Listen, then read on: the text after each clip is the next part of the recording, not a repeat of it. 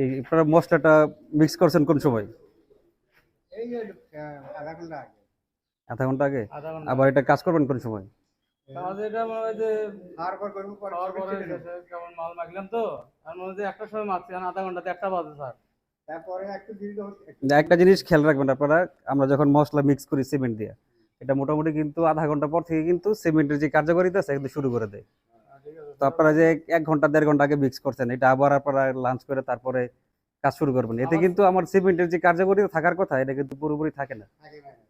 ঠিক আবার তো আছে? আমরা ফেরত দেবো তা স্যার। সিমেন্ট দিল তাহলে আপনি সিমেন্টে ডাবল খরচ করতেছেন না? হ্যাঁ, হ্যাঁ। এতে ওই একবারে মালটা আমি বিক্রি তো করে রাখি। আধা ঘন্টা হলে বানাচ্ছি। না না, আপনারা প্রয়োজনে অল্প অল্প মাল মিক্স করবেন, অল্প অল্প কাজ করবেন। গাঁথনি প্লাস্টারের কিন্তু এটা সবচেয়ে গুরুত্বপূর্ণ। আপনি যতই ভালো গাঁথনি আর প্লাস্টার করেন না কেন, যদি সিমেন্ট আপনি এইভাবে কাজ করেন তাহলে কিন্তু সিমেন্ট দেখা যাবে কি 5-7 বছর পর থেকে এটা আস্তে আস্তে নষ্ট হয়ে যাবে।